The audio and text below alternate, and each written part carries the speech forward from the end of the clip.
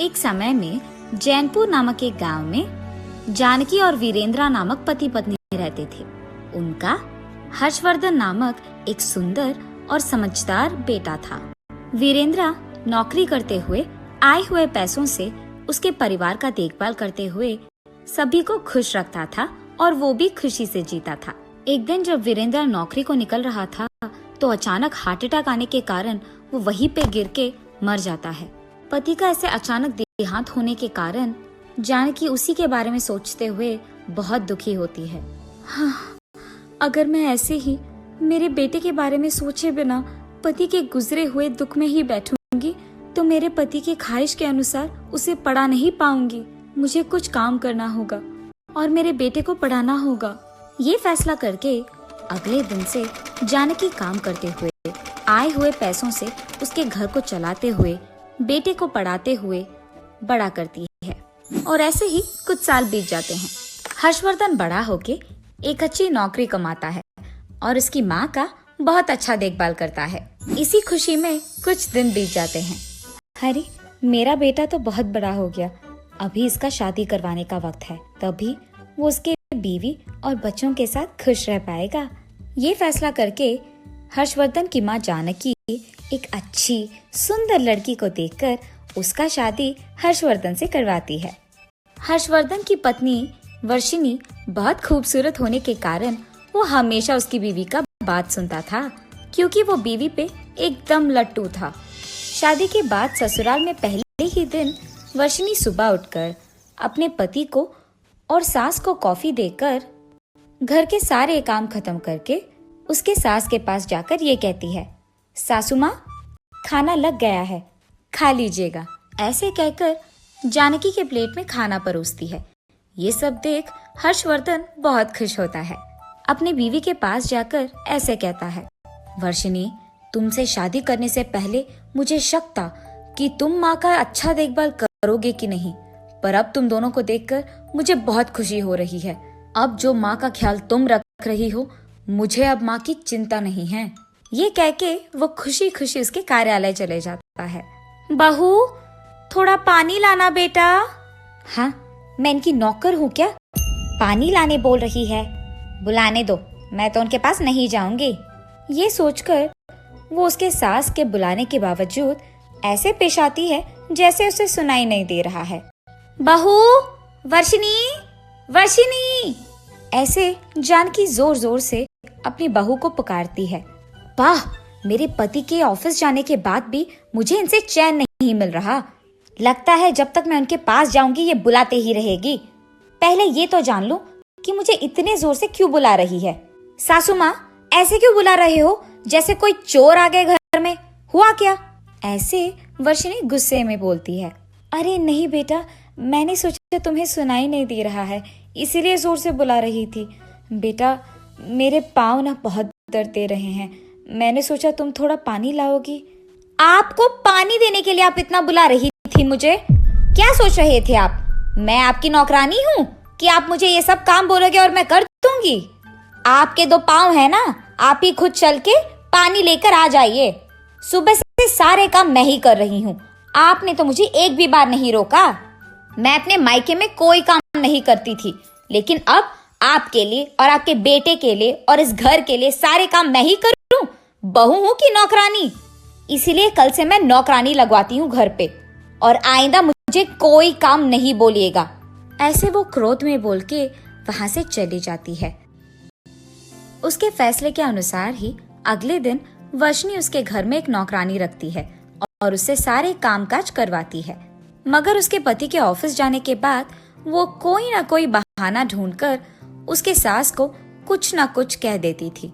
एक दिन शाम को उसके पति हर्षवर्धन को घर आते हुए वर्षिनी खिड़की से देखती है और तुरंत वो कुछ फल लेकर उसके सास के कमरे में चले जाकर उन्हें टुकड़े करके जानकी को खिलाती रहती है।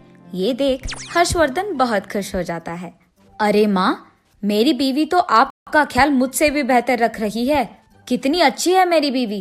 ये कहकर वो अपने कमरे में चले जाता है।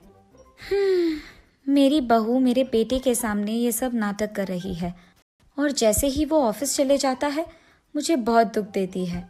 अगर ये बात मैं अपने बेटे से कह दूंगी तो वो बहुत दुख होगा, इसीलिए मैं इस बात को छुपा लूंगी। ये सोचकर वो चुपचाप वो सारी बातों को छुपा देती है। लेकिन वर्षिनी हर रोज उसके पति के ऑफिस जाने के बाद जानकी को भला बुरा कहती थी।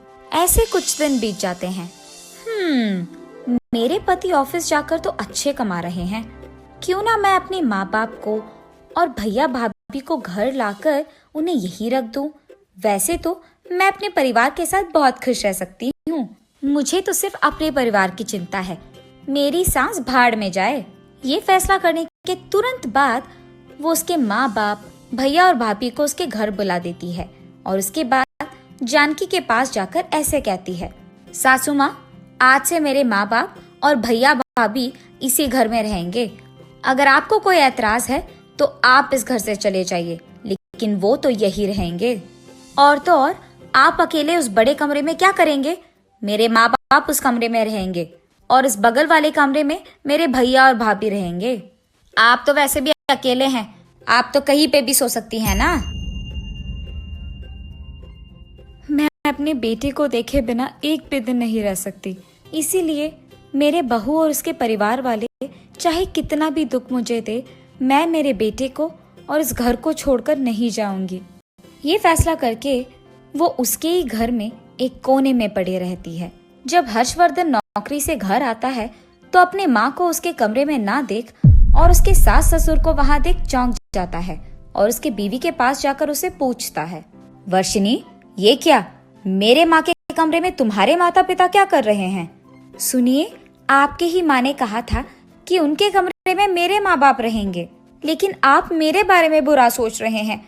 आपकी माँ ने जानबूझकर ऐसे किया है ताकि आपको लगे कि मैं उनकी देखभाल नहीं कर रही हूँ। ठीक है, तुम कह रही हो ना कि माँ ने ये खुद किया, तो ये सब कहने की कोई जरूरत नहीं है। ये कह के वो वहाँ से चले जाता है। वो अगले दिन उसके सास को देने वाली कॉफी में मिर्ची पाउडर डालकर नौकरानी के द्वारा उसके सासू माँ को भिजवाती है। इस बात से अनजान जानकी कॉफी पीते ही जलन होने के कारण बहुत सारा पानी पीती है और उसे ऐसे देख अब से हर रोज आपका ऐसे ही होगा। आप खुद तो इस घर से नहीं निकल रहे हो, तो मैं कुछ भी करके आपको निकलवा दूंगी, समझे? अब आपके दिन यहाँ गिन लो। ये कहते हुए वो जोर जोर से हंसती है। हाय भगवान, मेरे बहू के कारण न जाने मुझे और कितना सहना पड़ेगा आगे, लेकिन वो चाहे कुछ भी करे, मैं ये घर छोड़कर नहीं जाऊंगी। उसकी सारी गलतियां मैं सहती जाऊंगी। ये सोचकर वो धीरे से उठकर जाने ही लगती है कि वर्षिनी उसके पाँव को जानकी के पाँव के आगे लगाती है। जानकी फिसलकर नीचे गिर जाती है। हाय भगवान, ये क्या हो गया? मेरा पीठ तो टूट गया, मैं उठ भी नहीं पा रही हूँ। उसके सासू माँ के ऐसे जोर जोर से चिल्लाने के बावजूद वर्षिनी उसे कोई भाव नहीं देती है और वहाँ से चले जाती है। और इसी डर में बेचारी जानकी उसी घर में अपने खुद के काम करने के लिए डरते हुए एक कोने में बैठकर जी रही थी। हाँ, मैं जितना भी करूं, ये बूढ़ी तो यहाँ से निकल ही नहीं रही है, इसीलिए मैं ऐसा कुछ करूंगी कि मेरे पति खुद उसके माँ को घर से भगाए। ये फैसला करके वो अगले दिन घर में रखे सारे सामान को इधर उधर करके उसके परिवार वालों के सारे कपड़े को बाहर निकालकर उन्हें फेंक देती है और घर में रोना शुरू कर देती है। तभी हर्षवर्धन घर आकर इधर उधर पड़े हुए सामान को देख अपने बीवी को रोते हुए देख चौंक जाता है और उसे पूछता है, वर्षिनी, ये क्या हो गया? हमारा घर ऐसे क्यों है? ये सामान इधर उधर क्यों है और तुम रो क्यों रही हो? सुनिए, आपकी माँ ने हमारे परिवार के सारे कपड़ों को बाहर फेंक कर ये बोला कि उनको हमारा यहाँ रहना पसंद नहीं है, इसीलिए मैंने फैसला किया कि आज से या तो वो रहेंगी या हम। बाकी अब आपका फैसला है। बेटा, मुझे तो पता भी नहीं कि हुआ क्या। माँ, मुझे आपके बारे में पता है, आपने अब तक किसी पे भी आवाज नहीं उठाया। आप ऐसे क्यों करेंगी? मुझे पता है कि आप क्या है। मतलब? आपके कहने का मतलब क्या है कि मैंने ये सब किया है आपके माँ को भगाने के लिए? अब आपके मुंह से इतना सुनने के बाद मुझे यहाँ रहने की कोई जरूरत नहीं है। मैं पुलिस स्टेशन जाकर यही कहूंगी कि आप और आपके माँ ने हम सबको इस घर से भगाया है, और वो भी हमको बहुत दुख देने के बाद। ये कह के वो उस घर से जाने की कोशिश करती है।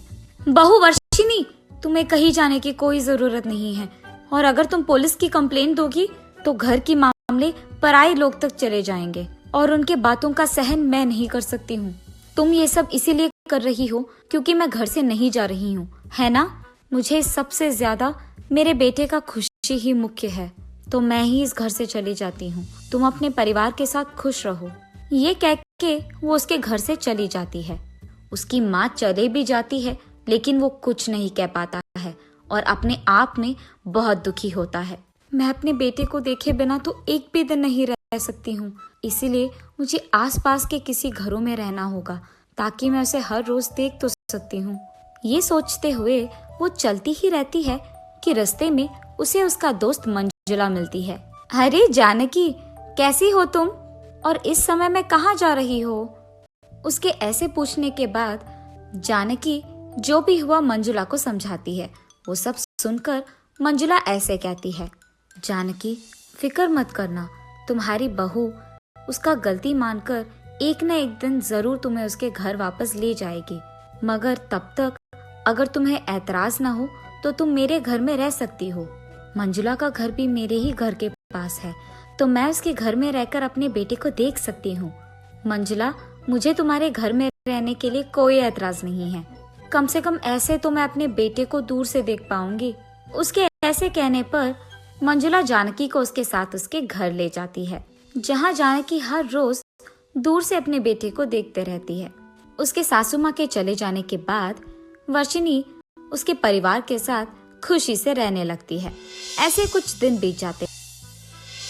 एक दिन वर्षिनी का भैया उसके पास जाकर, वर्षिनी मुझे 10,000 की जरूरत है, दो ना बेटा। भैया, जो भी आपको चाहिए घर पे ही तो है, अभी आपको पैसों की क्या जरूरत है, और वो भी इतना? वैसे आपको देने के लिए मेरे पास पैसे है भी नहीं, और आइंदा मुझे ऐसे पैसे मत पूछना। ये कहकर वो गुस्से में वहाँ से चले जाती है। मैंने तो सोचा ये मेरी बहन है तो कुछ भी पूछ सकता हूँ, लेकिन ये तो ऐसे पेश आ रही है जैसे ये कोई रानी हो। फिलहाल तो इसने पैसे देने से इनकार कर दिया, बाद में मुझे भी घर से निकाल देगी, क्या पता। तब तक मुझे इंतजार नहीं करना, अभी मुझे इसके बारे में कुछ ना कुछ करना होगा, इसे ऐसे आसानी से छोड़ना नहीं। ऐसे वो सोच में पड़ जाता है। हाँ, ये ठीक रहेगा, अगर मैं ऐसे ही करूँगा तो जीवन भर मुझे कोई चिंता नहीं होगा। लेकिन मुझे ये सब पहले अपने माता पिता को बताना होगा। माँ, पापा, मुझे आप दोनों से कुछ बात करना है। हमको तो बचपन से पता है कि वर्षिनी बहुत लालची है। जैसे उसने अपनी सासू माँ को घर से भगाया है, वैसे भी हम लोगों को एक ना एक दिन जरूर भगाएगी। इसीलिए हम उसको और उसके पति को मार डालेंगे, तब तो उसका सारा जायदाद हमारा ही होगा, और हमें रोकने के लिए उसकी सास भी तो घर पे नहीं है। यही अच्छा मौका है, हम खुशी से इसी घर में रह पाएंगे। बेटा, लेकिन वो तो तुम्हारी बहन है, तुम जैसे सोच रहे हो ना वैसे कुछ नहीं होगा, तुम गलत सोच रहे हो। अरे माँ, तुम ये सब सोचोगी ना तो ऐसे ही लगेगा आपको। मैं कह रही हूँ, इन दोनों को जान से मार डालेंगे तो हम इनसे छुटकारा पाएंगे, और ये सब हमारा होगा। हम इसी घर में सुख शांति से रह पाएंगे। ऐसे वो लोग चर्चा कर रहे होते हैं कि उस घर की नौकरानी ये सब सुनकर मंजुला के घर में मौजूद जानकी को ये सब कह देती है। मुझे तुरंत ये बात मेरे बेटे और बहू को कह देना होगा, मगर जानकी, तुम्हारी बहू तुम्हारी बातों पे विश्वास नहीं करेगी, इसीलिए हमें आज रात तक इंतजार करना होगा ताकि हम इनका असली स्वरूप उसके सामने खुद दिखा पाएंगे। ठीक है मंजुला। ये फैसला करके मंजुला और जानकी दोनों वर्षिनी के घर जाकर आधी रात को छुप जाते हैं। इतने में वर्षिनी का पूरा परिवार बिना कोई आवाज करे वर्षिनी के कमरे में चले जाते हैं। वर्षिनी और उसके पति हर्षवर्धन को अच्छी नींद में देख ये उन दोनों को जान से मारने की कोशिश कर ही लेते हैं कि इतने में, तुम्हें क्या लगता है कि यहाँ कोई नहीं है? उस उसकी आवाज सुनकर वर्षिनी और हर्षवर्धन एकदम से जाग उठते हैं। बहू वर्षिनी, तुम्हारा परिवार तुम्हें खुद मारना चाहता है बेटा, और ये सब आकर तुम्हें बताऊंगी तो शायद तुम मेरी बात का यकीन कभी नहीं कर पाओगी। इसीलिए मैंने सोचा कि तुम्हारे सामने ही उनका असली रूप मैं दिखा दूंगी। ये जानकर वर्षिनी बहुत बहुत दुख होती है। माँ, पापा, भैया, मैंने सपने में भी नहीं सोचा था कि आप ऐसा कुछ कर भी पाओगे। मेरे जायदाद के लिए आपने ये सब किया, ये तो मैं सोच भी नहीं सकती हूँ। मैंने तो सोचा कि मेरे ही तरह आपको भी खुश रहने का हक है, इसीलिए मैं तुम सबको यहाँ लाई हूँ ताकि आप लोग मेरे साथ मेरे घर में खुश रह पाओ। और आपकी खुशी के लिए मैंने अपने सासू माँ को उसी के घर से भगा दिया। आप सबको तो शर्म आना चाहिए अपने आप को देखकर। अब आप इस घर में नहीं रह सकते हैं, यहाँ से चले जाइए और लौट के मत आइए। ये कहकर सुबह होते ही वो उसके परिवार को उसके घर से निकाल देती है। सासू माँ, अगर आपने मुझे कल रात बचाया नहीं होता तो शायद आज मैं जिंदा नहीं होती, और आपकी तरफ मैंने बहुत घटिया पेश आया, उसके लिए मुझे माफ कीजिए। मैं आइंदा ऐसे कभी नहीं करूंगी। बेटा, तुम्हें अपनी गलती का एहसास हो गया है ना, मुझे इतना ही बहुत है। ऐसे वर्षिनी को उसकी गलती का एहसास होता है और तब से वो उसकी सासू माँ का बहुत अच्छा ख्याल रखती है। ऐसे वो सब खुश रहते हैं।